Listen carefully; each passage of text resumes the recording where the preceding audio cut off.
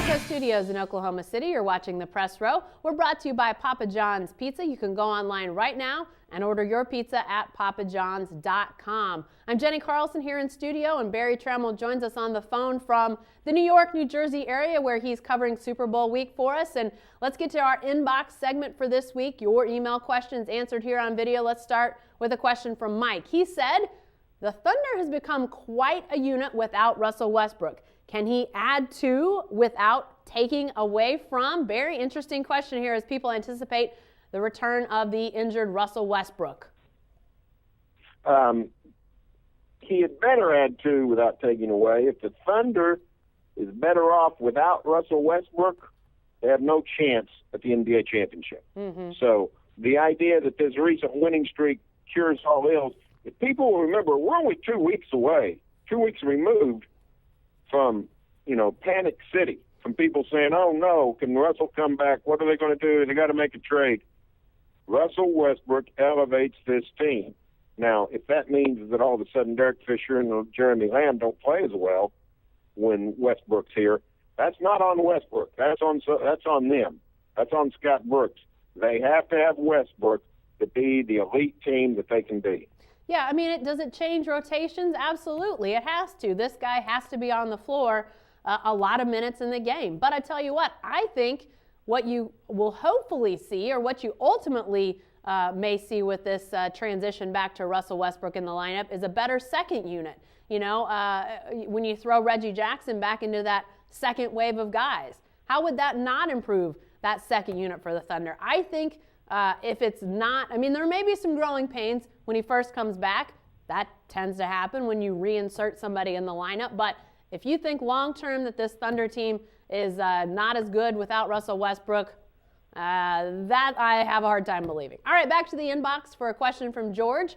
George says, the way Kevin Durant is developing and maturing and the eventual development and maturity of Russell Westbrook, these two could develop into the most lethal offensive weapons ever in an NBA team. Can you recall ever an NBA team possessing two offensive juggernauts in their prime as strong as these two? George is looking forward to Westbrook's return. Barry, what about this question?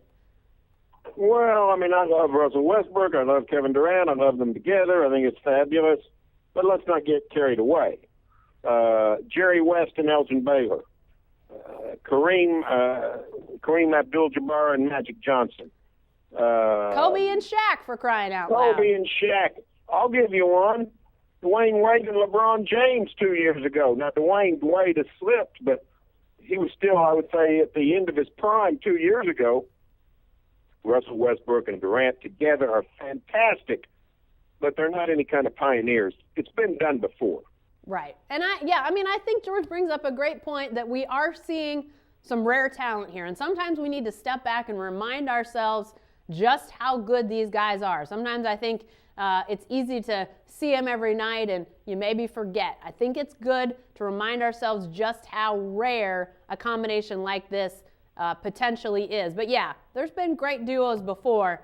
They could just be adding to that list of really great duos. We'll have to wait and see if they join that really rarefied air. All right, back to the inbox from Mitchell. He says, if I'm OU, I'm not that worried about signing Douglas standout DeAndre Clark. I see his mother is involved again. Stevie Clark, the Oklahoma State basketball player, and his brother was coddled and shipped around in recruiting and even was shipped to Las Vegas. OU should let DeAndre slide down to LSU and let Les Miles handle it. Barry, what about this? Well, I think, I think there is something to be said for not messing with chemistry, with keeping your job easier than it would be by recruiting certain players. On the other hand, I think it's possible to keep the headache of a parent who might be a little bit troublesome. I think it's easier to keep them at bay in football. So, in other words, I think I have some questions about the Clarks' upbringing in terms of the switching schools and the some of the antics. I thought it was funny, the tweet that DeAndre sent out, upset with OU fans for for ripping on his little brother, or his big brother, little in size, bigger in age. I thought that was funny. It also was sort of interesting. He has a point. Hey, you want me to sign with you? Treat my brother right. So I thought the whole thing was a little bit of a dramedy. But I think if Pop Stoops thinks DeAndre Clark is a good football player and can help the Sooners, I'd go ahead and sign him. I think they can sort of keep things in check. Well, this is an interesting question for me. Coming at this point in time, I'm actually working on a piece for our Sunday paper about the Clark's mom, Dorchelle, her story, sort of her journey, which has not really been talked about. She's been heard from a lot, but we really only know her as Stevie and DeAndre's mom, so we'll have more about her in the Sunday paper, which some of you may like and some of you may not like, that say you've heard too much from her already. I get that, but it's interesting, the dynamics that are out there. This is a longtime single mom who is really passionate about her kids and hasn't been shy about talking about them, which you don't always see the combination of the two in terms of parents who are out in the spotlight, whether on social media or in the media itself. So it's an interesting situation, but you know what? I think DeAndre Clark can help the Sooners regardless of what you think of his family, his mom, his brother. I think he can help OU. I think he's going to be a really big-time defensive lineman, and if you like to have good defensive linemen, and I think OU does, I think that they would want to sign him. Might he end up at LSU? Absolutely, but I think OU's pushing hard regardless of anything else because he can help them on the football field. All right, lastly, back to the inbox. This one from John, and John says, do you think that Richard Sherman may have simply been a little amped up on something during his post-game interview with Aaron Andrews? Barry, what about that?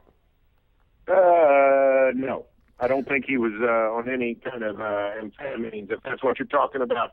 I think the guy's got some. I think he's got some interesting insights in life. I think he's got a sort of a combustible personality.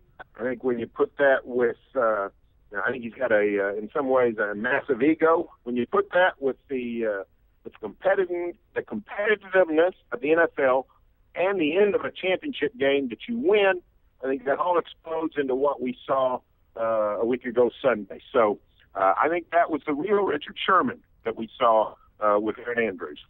Yeah, I'm not sure what he was amped up on more than just the excitement of the game. I mean, I can't imagine that it was more beyond that. But I mean, Barry, I think you're right. I think this is a situation where you've got a guy who's outspoken, who doesn't mind being outspoken, who made the play at the end of the game that ultimately sealed the deal for the Seahawks to go to the Super Bowl, a place that Richard Sherman, as a kid growing up in Compton, California, could only have imagined that would be the ultimate place that his life would take him. I mean, this guy has a fantastic backstory, and whether you agree with what he said or disagree with what he said or think he's great or awful, you know, this is his personality. So I just think he got caught up in it. Maybe if you went back in the aftermath and said, you know, now you know how this is going to be taken, would you do anything different? Maybe he would, but at the same time, he's outspoken. He doesn't mind being outspoken. He doesn't mind the backlash. So he was a little amped up on just being himself. Hey, be sure to stay with the best coverage team anywhere at newsok.com and every day in the Oklahoma.